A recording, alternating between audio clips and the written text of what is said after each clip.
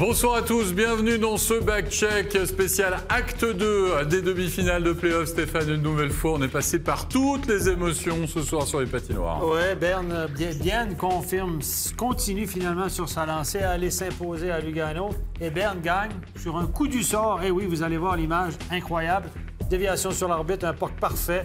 Et ouais, c'est malheureux, mais c'est comme ça. Berne en emporte dans un match ô combien intéressant et rapide. Ouais, on va parler évidemment de ces deux rencontres. On parlera aussi de la finale de play-out et du premier acte de la finale de la Swiss League. Et l'image du jour, eh bien Stéphane l'a dit, c'est le succès de Bienne qui fait donc le break et qui mène désormais 2-0 dans la série après sa victoire, là aussi au forceps, 2-1 face à Lugano avec le game-winning goal marqué par l'intenable Tony Rayala.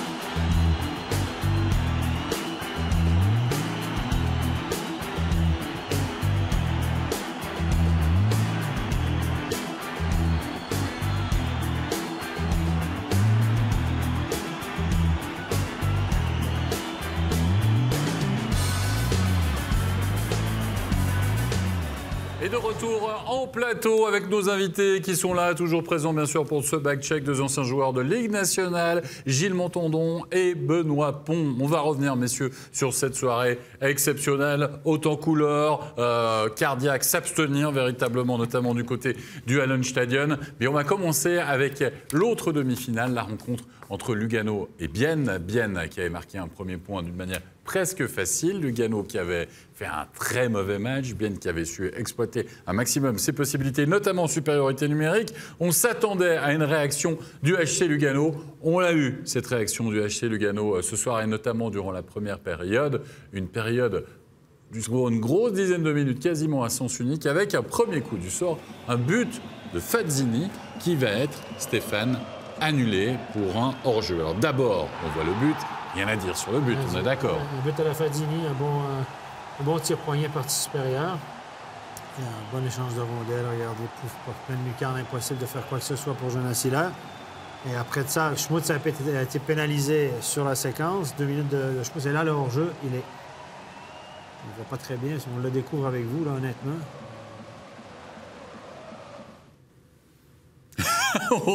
Je suis comme vous, scotché, j'attendais la suite. On a eu que ces images. On n'a pas eu 15 ralentis pendant le live. On a regardé, on a eu que ces images-là. Franchement, Gilles et Benoît. Est-ce que on le voyait bien ici, mais là-bas. Nous, on l'a, c'est hors-jeu. On est hors-jeu. C'est hors-jeu. Clairement hors-jeu. Ok, d'accord. 20 cm. Voilà, on vous croit. On ne devait pas regarder le bon joueur, Stéphane, en fait, c'est ça. Parce que moi, je voyais 3 Luganais. C'est le joueur du fond. Ah, d'accord. Est-ce qu'on peut les revoir peut-être? On peut les revoir, oui, on va les recaler de toute façon en régie. Mais ça, j'ai envie de dire, c'est quand même déjà un petit peu le coup du sort, quand même, pour Lugano, quoi. Ouais. Avec ce but annulé en première période, Lugano qui était, voilà, on va le revoir, Lugano qui était bien mieux en première période que le HC Bienne. Alors là, le goal de Fazzini, ça on est d'accord, Stéphane, on l'a vu. Tu veux mettre tes lunettes? Non, ça va. Je t'embête. Je fais dire ça souvent comme arbitre, je sais pas pourquoi. Mets tes lunettes. Il n'était pas juge de ligne. Non, je n'étais pas juge de ligne, donc voilà. Non, alors il y a, voilà, stop. Ici, oui, bien sûr, évident, voilà, tout en haut, le gars. Ah ouais, le tricheur, il est en haut de votre écran, regardez. En jeu. Non, mais c'est incroyable, on a eu des challenges qui n'ont jamais abouti durant la saison. Puis là, dans les playoffs, on en a, allez, combien? Le deuxième qui aboutit, il y en a eu un à Berne et celui-là. Il y a eu l'autre litigieux contre Fribourg. C'est incroyable. Il me semble qu'à Bienne, ils ont quand même le coup d'œil. Parce qu'il y en avait déjà à Bienne, eu. Il y en a eu un aussi à Bienne. Absolument. Il y en a eu 3 en play-off jusqu'à maintenant qui ont été refusés. Puis un qui est très litigieux, dont on parle encore beaucoup dans le canton de Fribourg. Absolument, qui était aussi à la Réséga, c'est ça. En tout cas, 0-0 après 20 minutes de jeu. Bienne qui a véritablement tenu le choc pendant cette période-là. Et on arrive en deuxième période et là, tout va se précipiter, messieurs, avec l'ouverture du score. C'est son premier but en Ligue nationale, Gilles Montandon, marqué par le jeune Zorin. Oui. Vladislav Zorin. Ah ouais. Ça, c'est un Russe qui, pour la petite histoire, c'est un Russe qui est arrivé à Lugano à l'âge novice élite, qui a fait ses 5 ans, joué 2 ans novice élite, 3 ans junior élite à Lugano, et a obtenu la licence suisse de cette façon-là. A joué à Martigny en Ligue B et est revenu cette année du côté des Ticino Rockets. Il a joué 7 matchs en Liga. C'est son premier but. Un gros, grand gabarit, n'a jamais accumulé des grandes statistiques, mais ce soir, il était à la bonne place au bon moment. Ça doit être l'air du Valais qui lui fait du bien. Ce qui est sûr, en tout cas, ce qui est sûr, c'est que je vous rappelle qu'il n'aurait pas dû jouer ce match parce qu'il remplace Etem dans l'alignement, parce qu'il y a le retour de Sanguinetti. C'est quand même une belle histoire pour lui. Finalement, Gilles. Ouais. Alors, c'est une belle histoire, oui et non, parce que c'est des goals qui comptent si vous gagnez en plus le match. Parce que là, effectivement, vous le perdez 2-1, je veux dire, c'est la soupe à la grimace dans le vestiaire. Il n'y en a qu'un qui est à peu près content, c'est lui. Mais il est obligé de se la faire un petit peu modestement. Il a joué un triomphe modeste parce qu'il a marqué un super goal, c'est son premier goal, tout est fantastique, mais malheureusement, le match est perdu. Il a joué 3 minutes 54, si jamais, dans le match. Et moins de 3 minutes plus tard. Ouais, donc, belle efficacité. Mais moins de 3 minutes plus tard, j'aimerais revenir là-dessus parce que c'est quand même, Benoît Pont, le leitmotiv, finalement, de cette série pour l'instant entre Bienne et Lugano. C'est que Bienne va égaliser en powerplay avec Mick Fliquier, mais moins de 3 minutes. De nouveau, comme lors de l'acte 1, Bienne ne tergiverse pas, n'a pas le temps de douter finalement dans cette série. Ouais, je crois qu'il n'y a aucune inquiétude du côté de Bienne. Ils continuent à faire leur petit bonhomme de chemin, ils ont leur assurance, ils jouent avec pleine confiance. Ici, une passe qui traverse la boîte, un shoot direct au goal qui est dévié par Mick Flicker. Vraiment super bien fait. Et puis le 2-1, signé Rayala, et là, Gilles Montandon, Pouliot. Il a le coup d'œil avant, on va le voir sur le ralenti. Ouais. Il sait exactement ce qu'il va faire au départ de cet attaquant, passant à ligne bleue. Bon, ce qui se passe déjà, c'est qu'effectivement, Grégory Hoffman cale puck. C'est un petit peu ambitieux. Il essaye de passer une fois Rayala après Pouliot. Il y a un super jeu défensif avec la canne poke-check de Rayala.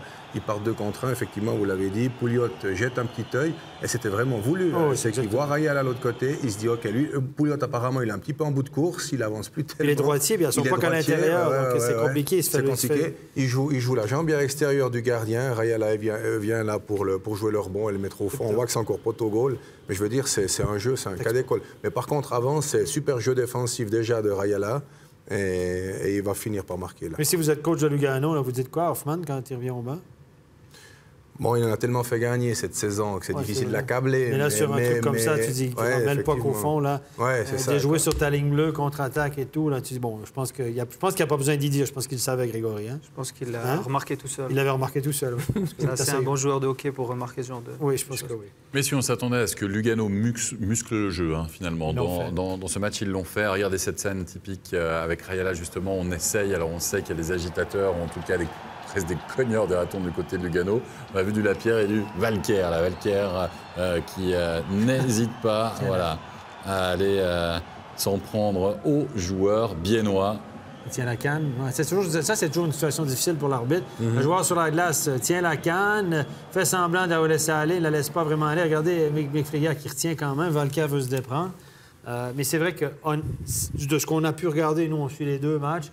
On a vraiment eu le sentiment que Lugano était vraiment les provocateurs. Lugano cherchait à provoquer Bienne, puis Bienne a essayé de rester discipliné dans son match. Au prix où sont les cannes, moi je comprends que Valquer il veut récupérer sa canne, parce qu'elles ne sont pas données. Hein. Vu comme ça, on est d'accord. Messieurs, premier grand gagnant de la soirée, Jonas Hiller. Jonas Hiller, pourquoi gagnant? Parce qu'il a été exceptionnel, 97% d'arrêt pour Jonas Hiller. Voilà, c'est aussi Benoît Pont... comme ça qu'on gagne une série, comme ça qu'on gagne des matchs, d'autant plus à l'extérieur. Forcément, Jonas Hiller, il est au-dessus du lot. Ouais, je crois que les gardiens sont importants toute la saison, mais dans les playoffs, c'est eux qui te font gagner des matchs. Ici, on l'a vu, il était juste impérial, il ne se pose pas de questions. Mentalement, c'est du béton, il fait son job, il est toujours bien placé. Après, un petit peu de réussite, il en faut, mais c'est lui qui permet de gagner ce soir. Les étrangers plus performants aussi, Gilles. De nouveau, en début de soirée, si vous étiez avec nous, on avait fait la différence sur le premier acte, en parlant de la Légion étrangère. Qui marque les buts à Bienne ce soir? Mick Flicker et Rayala. Non, effectivement, et c'est pas nouveau ce soir. Hein. Ça fait depuis le début des playoffs qu'il carbure complètement. Donc Rayala, il s'est retrouvé une santé en cours de saison. Et puis depuis là, il n'arrête pas, quoi. Puis il y a Pouliot qui se met vraiment au service de l'équipe.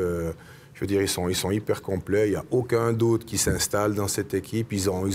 Voilà, ce ne sera pas toutes les saisons comme ça. Ça ne l'était pas les saisons d'avant. On ne sait pas ce qui va se passer à l'avenir. Mais quand vous avez des saisons qui roulent pour vous, comme ça, il faut en profiter jusqu'au bout. Profiter, c'est important. Oui. Mais quand même, 34 tirs pour Lugano, 33 tirs pour Bienne. Voilà, là aussi, de nouveau, c'est toujours pareil, à 5 contre 5. Bienne n'a pas, je veux dire, entre guillemets, pas de soucis par rapport à Lugano. Ils arrivent à tenir le match. Bienne fait ce qu'il faut, joue bien, ils font les bonnes choses. On l'a vu en fin de match, ils ont été assiégés dans leur zone. On a eu deux pénalités consécutives. Montréal qui shoot le puck dehors. On a joué à 4 à 5 contre 6. Combien de tirs bloqués durant toutes ces séquences? C'est incroyable. On a des gars qui se sont jetés dans tous les sens, la tête en premier. Wetzel, tu le disais, il va être bleu à la grandeur du corps. On a vu des gars plonger. Beaucoup de volonté de vouloir de protéger son gardien. Et c'est un ensemble de petites choses qui font que Bienne gagne des matchs. Production, réussite, un gardien impeccable. Voilà, la recette gagnante, elle est là. Et 2-0, le break est fait pour Bienne. On va écouter tout de suite une réaction à l'issue de cette nouvelle victoire du côté du HC Bienne. Écoutons la réaction de Jason Fuchs. Jason Fuchs, comme mardi et comme face à Davos, on a l'impression que vous avez attendu d'être mené 1-0 pour vraiment lâcher les chevaux. Ouais, le premier tiers a été un peu plus compliqué, je pense. Ils sont venus avec beaucoup d'intensité. On a essayé de les contrer, mais en étant à la maison, c'est vrai qu'ils ont vraiment augmenté le rythme. Et puis à partir du deuxième tiers, on a su concrétiser nos chances et puis après bien fermer défensivement. Mardi, on a vu un HC Bienne très réaliste. Ce soir, c'est la défense qui a fait la différence. Ouais, on savait que ça allait pas être un 7-3 de nouveau, donc la défense a vraiment très bien joué. On le voit aussi dans le troisième tiers avec tous les tirs qu'on a bloqués. C'est vraiment un gros travail de la défense. Samedi, vous attendez à quel genre de match pour l'acte numéro 3? Ouais, ça va être un vrai match de play-off. Je pense qu'ils vont venir comme ils ont commencé ce soir. Ils vont vraiment mettre beaucoup de pression. Et puis nous, on va juste devoir continuer de jouer comme on joue maintenant. Et puis je suis persuadé que ça ira bien. Merci beaucoup, Jason Fuchs. La détermination dans le regard et dans les propos de Jason Fuchs après ce deuxième point. Maintenant, parlons de... Oui, Stéphane, statistique. Le nombre de tirs bloqués de Bienne ce soir. Devinez, messieurs? Ou ça dépasse les 20, c'est ça? 30. Oh! Donc, 34 shoots cadrés pour Lugano. Ouais. 30 tirs bloqués. Non, mais il est peut être bon dans ces cas-là. Hein? Block shot, 30 tirs bloqués. Mais c'est presque un record, ça, 30 tirs bloqués. Yecker en a bloqué 4, c'est incroyable. Il y a des joueurs qui en ont bloqué 5. Forster en a bloqué 5. C'est wow. Je dis bravo. Chapeau. C'est les petits détails qui cumulés. Donner des primes aux bloqueurs de shoot. Hein. Franchement. Ah ouais, on donne des primes toujours à ceux qui marquent des goals, ceux qui font les passes. Ce qui va arriver, c'est qu'ils vont donner le puck à l'adversaire pour bloquer le shoot après. Là, c'est un peu tendancieux. Mais tu sais, le tir bloqué, c'est une statistique intéressante. Ça veut dire que tu n'as pas la rondelle, par contre. Hein. Ça veut dire que l'autre équipe a beaucoup de possession ou de tentatives de shoot. Mais là, comme on a vu ce soir, il y a eu beaucoup de courage. Beaucoup de courage. On parle de Lugano maintenant, Benoît Pont. Cette équipe du HC Lugano qui devait réagir, elle a amené du jeu physique, comparé à l'acte 1. Elle a eu des possibilités, 34 tirs, 30 tirs, donc plus de 60 tirs finalement. Ils ont shooté au goal. C'est vraiment qu'une question d'efficacité maintenant du côté du HC Lugano? Moi, je crois qu'ils jouent contre un Bienne qui sont en pleine confiance. Il y a tout qui fonctionne. Derrière, c'est du béton. On bloque les shoots, comme on vient de le dire. Hilaire sort le grand jeu. Je crois qu'ils ont fait un match solide. Hein. Ils ont vraiment changé par rapport au dernier match. Il ne faut pas oublier qu'il manque quelques gros joueurs à Lugano, Lajunen, Brunner, etc. Et ça pèse un petit peu dans la balance. Maintenant, il faudra voir. Je pense qu'ils vont lancer toutes les forces dans la bataille pour le troisième match. Ça va être chaud à la Tissot Arena samedi. On parle de l'absence de Lajunen quand même, messieurs. Franchement, Gilles Montandon, on a vu un Lugano avec Lajunen, on voit un Lugano sans Lajunen. Chacun joueur ne fait pas tout, mais tout de même... On a le sentiment qu'il n'y a plus le même équilibre quand même dans cette chose. C'est ça. C'est vrai que c'est sans Lajunen, mais avec Klasen. Mais effectivement, là, il ne se retrouve pas. Ce Lajunen était omniprésent déjà sur les powerplays. Il a marqué des goals hyper importants en quart de finale. Donc, effectivement, là, on a une équipe, on a l'impression qu'il manque, ils jouent les uns après les autres. Ce n'est pas un ensemble qui se déplace comme on peut le voir Bienne qui joue. Donc là, effectivement, ça devient compliqué. Mais par contre, le match 3, dans ces playoffs, c'est toujours assez important. Donc, le troisième match après, parce qu'après, vous retournez à Lugano. Donc, vous êtes dans quasi l'obligation de le gagner, celui-là. Ouais, ça peut switcher aussi. Allez, on va écouter une réaction justement luganaise à l'issue de cette nouvelle défaite. On va écouter tout de suite Sébastien Reuil. Sébastien Reuil, on a vu une réaction luganaise par rapport à mardi, mais face à ce Bienne-là, ça n'a pas suffi. Non, bon, on a fait un bon match ce soir, on est bien rentré dans le match. On a eu ce goal qui a été annulé, on est resté dans le match, on est resté concentré. À la fin, ça n'a pas suffi, mais c'était des petits détails. On a encore un breakaway dans les dernières secondes du match où ça peut rentrer la même chose. Aller en prolongation, c'est des petits détails qui font la différence. Maintenant, il y a qui est perdu encore. Il y a 2-0, il faut qu'ils en gagnent 4 pour passer. Non, on sera prêt pour aller à Bienne le prochain match. Comment on retrouve du réalisme jusqu'à samedi? Rien, il faut qu'on reste concentré, qu'on fasse notre jeu, que chacun tire à la même corde. Et puis les goals ils vont rentrer en powerplay, ils vont rentrer à 55. Il faut qu'on continue à mettre le puck sur le goal et puis mettre du trafic devant Hiller. Merci beaucoup Sébastien Reuil. Il faut que plus de pucks arrivent devant Hiller, peut-être aussi, vu les shoots bloqués par Bienne une nouvelle fois ce soir, qui est certainement la statistique, en effet, de la soirée. Allez, Zurich-Berne, on arrive, c'était notre match studio, si vous étiez avec nous, bien sûr, depuis le début de la soirée. Un match qui a été absolument passionnant, de bout en bout, et pourtant qui a eu des physionomies vraiment différentes et qui s'est finalement joué sur un coup de chance. On va y revenir, mais revenons tout d'abord sur ce début de match, Gilles Montandon, catastrophique du CP Berne ou exceptionnel de la part des ZSC Lions. C'est à voir, hein, c'est le verre à moitié vide, à moitié plein. Mais ce qui est sûr, c'est que Zurich, en marquant ce but, 34 secondes, 35 secondes à la suite d'un changement raté du côté bernois, le tempo, le ton était donné. Oui, effectivement, il y a eu un départ tonitruant du Zurich. Ils l'ont fait déjà à Berne. Alors à Berne, c'était peut-être un petit peu plus compliqué le tout début de match, mais ça fait rien. Je veux dire, du moment où ils ont commencé à marquer des goals, ils sont partis. Ça a été vraiment ascensionnel. Et puis là, Zurich, c'est vrai, effectivement, quoi. Moi, je trouve que c'est vraiment une belle équipe, quoi. Ça joue au hockey. Je veux dire, ça bloque aussi des shoots. C'est hyper malin. Peterson, il est dans tous les bons coups aussi. Il marque le deuxième. Il marque le deuxième, effectivement. Donc c'est une équipe, là, ils ont eu beaucoup de chance de faire le break ce soir. Ils ne l'ont pas fait. Voilà, quoi. Tant mieux pour Berne, ça repart, balle au centre. C'est facile après, mais franchement, Benoît Pont, 3-0. Si Zurich passe l'épaule, pendant 10-15 minutes, on l'a dit sur ce plateau, il n'y avait qu'une équipe, hein, quasiment sur la glace, les occasions, etc. À 3-0, le match, il est plié. Ouais, moi je pense qu'il était plié de la façon que Zurich contrôlait ce match. Berne, ils étaient partis sur la lancée de mardi, hein, ils ont passé vraiment au travers complètement des 15 premières minutes. Zurich manque le 3-0 et tout à coup, on a à 5 minutes de la fin ce goal qui sort un petit peu de nulle part, un petit contre le cours du jeu qui redonne un petit peu, qui rebalance un petit peu les émotions du côté de Berne. Et puis on commence à rentrer dans le match, le gardien, les joueurs reprennent un petit peu leurs esprits et puis commencent à compétitionner avec Zurich. Et on a justement un match qui commence à se balancer et puis qui aurait pu tourner dans le reste du match des deux côtés. Et puis un coup du sort parce que finalement, Stéphane, c'est l'erreur de Gehring. Peut-être la seule erreur depuis le début du match de la part des ZSC Lions, ce puck perdu là. Une passe défenseur-défenseur. Gehring jongle avec le disque un petit moment. Et Chervet était tout de suite là, prêt au forechecking, à sauter sur cette rondelle, contourner la cage. Belle remise ici c'est Anderson qui a shooté. Et puis un shoot papillon, quoi. Donc, et difficile à juger pour Fleuler. Et ça a vraiment remis Berne en selle. Chervet, il était... Déchaîné, oui. C'est exactement le mot, Gilles Montandon. Ce soir-là, c'est lui l'élément moteur, finalement. Alors, c'est même lui qui se verra refuser un but à titre justifié, du reste, pour un kick. Oui, on le voit bien ici. Voilà. Ouais, effectivement.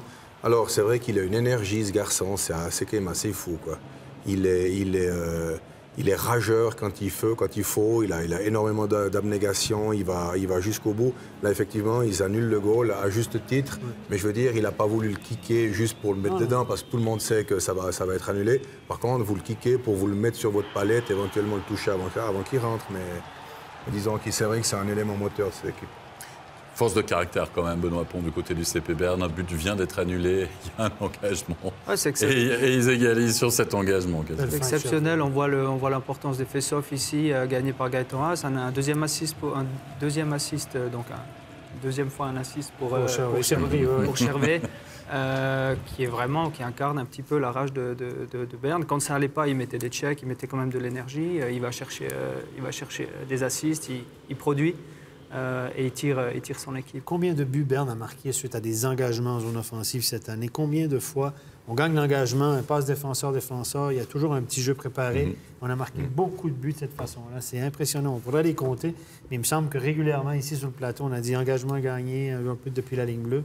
C'est souvent la stratégie, d'ailleurs, en powerplay, on essaye de gagner l'engagement, puis dans les 3-4 secondes, d'avoir direct une chance, d'avoir direct un shoot au goal, et c'est ça qui a fait revenir Berne à 2-2. Mais ce qui fait très bien Tristan Chervet, sur le coup-là, c'est qu'il a le puck après le face-off.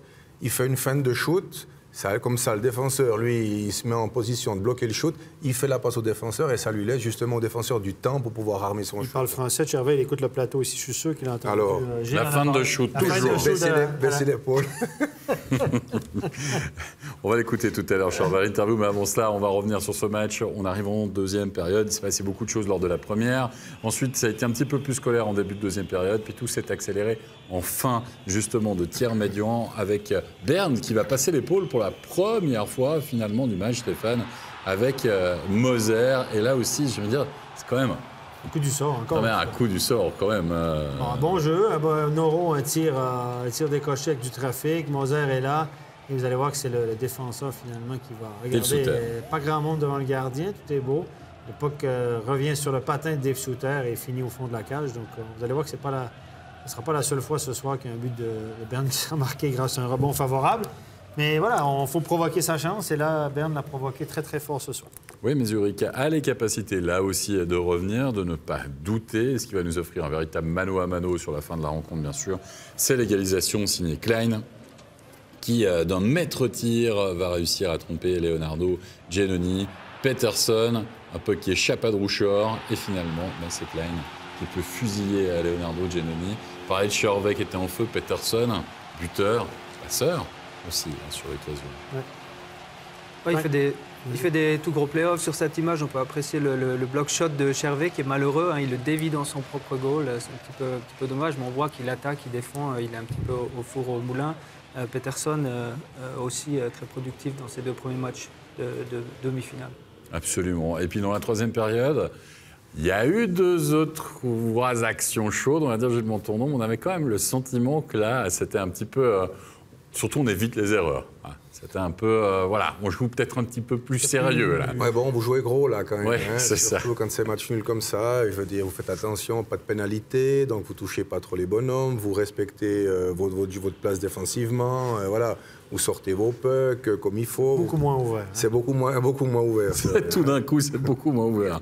En effet. Il faut dire qu'après le premier tiers, on se dit oulala, ça peut aller dans tous les sens, mais non, en troisième période. Ah tiens, il n'y a pas de punition en troisième période, c'est fou.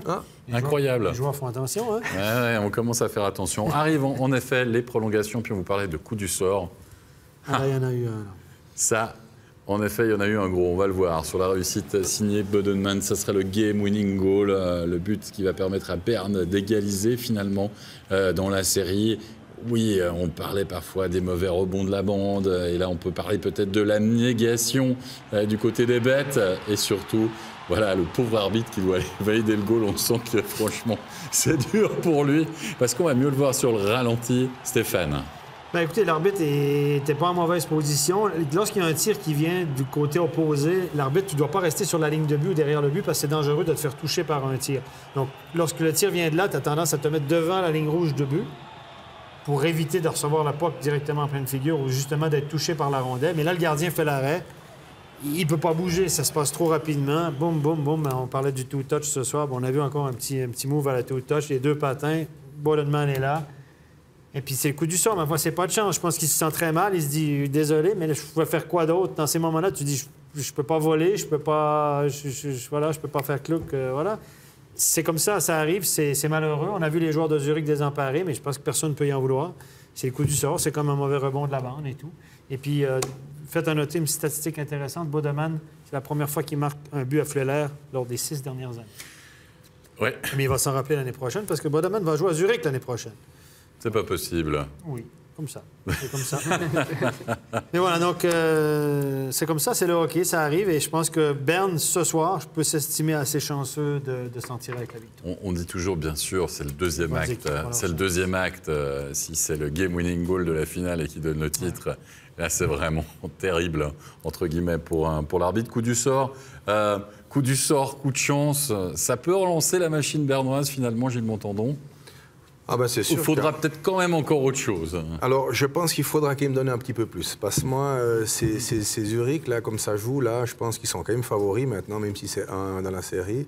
Je pense qu'il faudra un petit peu plus du côté de Berne quand même. Un petit peu plus du côté vert. Moi, je vous propose d'écouter une réaction, celle d'un des héros de la soirée, puisqu'on l'a beaucoup vu. On l'a vu passeur, on a vu que son but a été annulé. Je vais bien sûr parler de Tristan Cherbet. Tristan, quel match aujourd'hui et quel mental il a fallu dans votre équipe pour aller chercher ce succès en prolongation? Ouais, je pense que c'était un match assez dur, je pense, pour les deux équipes. On savait qu'ils allaient sortir fort. Je veux dire, le public leur a aidé. On a ramassé un peu des goals peut-être trop faciles au début. Mais on a su rester cool. On savait que le match était long encore. Petit à petit, on est revenu.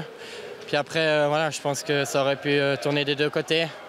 Je pense prolongation, fin du troisième tiers, j'ai l'impression que les deux équipes jouaient peut-être un peu avec le frein à main. Mais voilà, je pense que ça fait du bien, une victoire comme ça. On savait qu'on devait aller rechercher la victoire ici à Zurich, c'est fait. Et maintenant, on va se reposer et puis on sera prêt samedi. Avec le 1-0 dans la série et le 2-0 ce soir, vous étiez quand même bien sous pression dans ce tournant contre Zurich. Oui, c'est clair.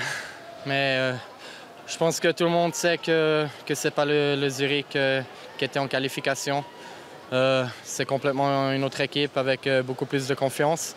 Et voilà, je pense qu'ils ont les qualités aussi pour aller jusqu'au bout, il faut être honnête. Mais on est resté cool, on a toujours cru en nos capacités. Comme j'ai dit avant, ça fait du bien cette victoire, mais je pense que voilà, c'est juste une victoire, ça en reste là. Il faudra se préparer pour samedi et puis de toute façon, on attendra une réaction de leur part, mais de notre part, on fera en sorte d'avoir un meilleur départ. Merci, bonne suite.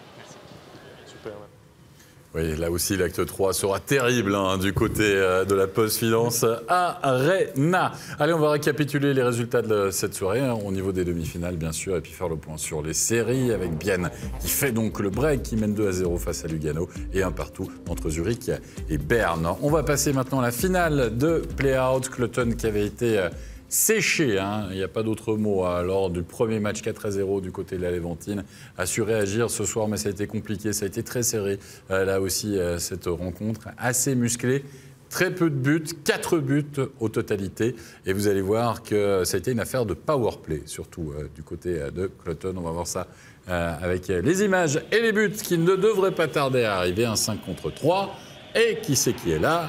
Tony Santala. Bref, l'expérience est au rendez-vous, dirait-on, Gilles Montandon. Ouais, bon, 5 contre 3, si vous voulez garder votre place en Liga, je veux dire, à 5 contre 3, il faut essayer quand même de mettre au fond. C'est ce qu'ils ont fait, en tout cas, Tommy, ce qu'il fait très bien, c'est un bon shoot sur le goal. Et puis si c'est pas shoot, il travaille les rebonds après, mais voilà, un puck qui rentre comme ça, c'est toujours le bienvenu. Une des révélations de cette saison va égaliser, c'est Tserguer, du côté d'Henri Piotta, Benoît Pont. Là, c'est vraiment un des joueurs qui nous a beaucoup plu, en tout cas, durant toute la saison. Ouais, je crois qu'ils ont quelques jeunes vraiment intéressants. Ils misent local, ils misent sur la jeunesse Henri Piotta et ils ont pu gagner le premier match assez facilement et ils montrent vraiment du caractère. À nouveau, une situation spéciale ici qui leur permet d'égaliser. Cloton qui va passer l'épaule là aussi à 5 contre 4. On retrouve Santala dans la même position quasiment. Gilles Montandon, juste avant ce match, on a dit Denis Solenstein suspendu, faut s'en rappeler. On s'est dit Cloton perd Denis Solenstein, n'a plus de power play. Ils ont prouvé le contraire ce soir. Ouais, il faut pas penser que les joueurs sont irremplaçables. C'est clair qu'un Hollenstein, c'est un gros morceau dans l'effectif de Cloton. Mais je veux dire, voilà, ici, il n'est pas là, mais ça permet à d'autres joueurs de se montrer, de se manifester encore un petit peu plus, de prendre des responsabilités, puis de faire encore un petit peu mieux. C'est ce qui s'est passé ce soir. Il va faire du bien, évidemment, ce point à Cloton dans cette série, parce que là, à 2-0, s'il y avait déjà 2-0 pour Montpellier dans la série, ça aurait été vraiment très, très dur pour Cloton de revenir. On voit le but de Abbott dans la cage vide 3-1. Le travail est rempli, on va dire, pour Cloton. Mais tout de même, il va falloir. Ça va être long. Ça va être long, mais ce soir, on a un duel de gardiens. Boltzhauser a fait vraiment le job devant la cage ce soir. Tu as fait face à 38 tirs, quelque chose comme ça. Et Cons a été joueur du match aussi pour Ambry. Donc les deux gardiens ont été excellents. On avait un duel de garde.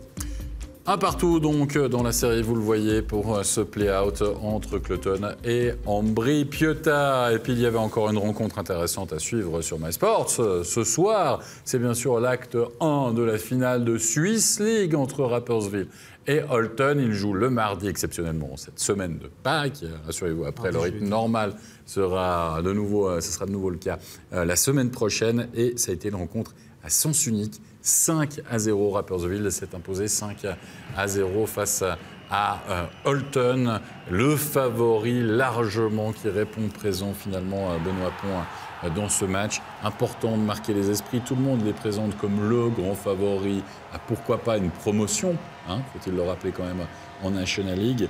Et lors de ce premier match, on a eu le sentiment qu'ils ont voulu montrer, ou marquer en tout cas leur territoire. Ouais, je pense que le premier match, c'est toujours important dans une série. Là, on voit à nouveau les situations spéciales. On en a parlé toute la soirée. Une équipe de Ligue B, même si elle a le rythme de Ligue B, je veux dire, plus elle monte dans les playoffs, plus elle prend de l'assurance, plus elle se prépare à affronter une équipe qui aura perdu la finale des play-outs et qui sera un petit peu mentalement dans le trou. Donc cette série, évidemment, elle est loin d'être finie, mais une bonne option prise par Rapperswil dans ce premier match, et de la bonne manière. Ouais, très belle option en effet, Gilles Montandon, avec des buts de Hugli, un doublé. On a vu l'ouverture du score, notamment supériorité numérique. Schmuckli, Olin et Moziman. Des Lakers qui peuvent compter là aussi sur des étrangers performants. Olin, on l'a beaucoup vu justement aussi pendant la saison régulière. Oui, on a bien, en tout cas moi j'ai bien suivi la série contre Ajoie. Et c'est vrai, quand je vois Holton qui se prend 5-0 et quand je vois Ajoie, la dépense d'énergie qu'ils ont eue pour essayer de gagner ces matchs, ils auraient pu les gagner. Ajoie, c'est vrai qu'on aurait pu passer, même si Rapperswil, ça reste quand même une belle équipe, une grosse équipe. Mais c'est clair que gagner un match comme ça, voilà, c'est bien, mais c'est qu'un match. Mais moi, pour revenir à Rapperswil, on a suivi les deux, certains matchs contre Ajoie. Ils sont vraiment bons, ils ont été dominants cette année. Mais je ne suis pas convaincu qu'ils sont vraiment construits pour la Liga tels qu'ils sont maintenant. Je pense que contre Ambry ou contre Cloton, pour moi, ça ne clignote pas Liga automatique. Sincèrement, ce que j'ai vu, là, ils ont quand même des faiblesses, beaucoup de carences. Il y a des matchs que j'ai vus, c'était... En quart de finale, ils sont partis 2 fois en prolongation contre c'était quoi, Zug Academy, je crois. Donc, contre Ajoie. Oui, ils sont bons, mais est-ce qu'ils sont aussi bons qu'annoncés? Est-ce qu'ils peuvent monter encore en puissance? C'est ça la question aussi. Il y a peut-être une équipe qui va se révéler là en finale, qui va pousser cette finale.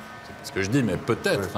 En 4 matchs, pouvoir bien préparer, suivant ce qui se passe sur l'échelon d'en dessus au niveau de la finale de play-out. Moi, je pense que s'ils gagnent leur finale trop facilement, c'est pas de bon augure pour la suite. Il faut que ça accroche, il faut que ça cravache. Ça fait une pause. C'est ça, il faut aller chercher. Probablement qu'ils ont des ressources, mais il faut savoir où elles sont, il faut les connaître, il faut aller les chercher. Parce que du moment, comme l'a dit Stéphane, du moment où vous arrivez contre des équipes qui viennent quand même de National League, c'est pas du tout le même niveau quand même. Oui, ce ne sera pas le même niveau avec Rapperswil qui mène donc 1-0 face à Holton. J'ai envie de dire, imaginez que Rapperswil est promu, que Cloton descende, avec le peu de joueurs qui sont encore sous contrat pour l'année prochaine. Je ne sais pas avec qui Rapperswil va devoir repartir quasiment avec la même équipe. Parce que il y a on sait que c'est toujours difficile, la promotion après. Tu vas chercher des joueurs à Cloton. Ouais. Il y en a déjà plus beaucoup, Cloton. Tu les attends à la sortie du vestiaire. Après la finale, dans le parking, tu viens. On n'en est pas encore là. On arrive à la fin de cette émission. Messieurs, merci beaucoup d'avoir participé. Merci beaucoup, Gilles Montandon. Merci beaucoup, Benoît Pont.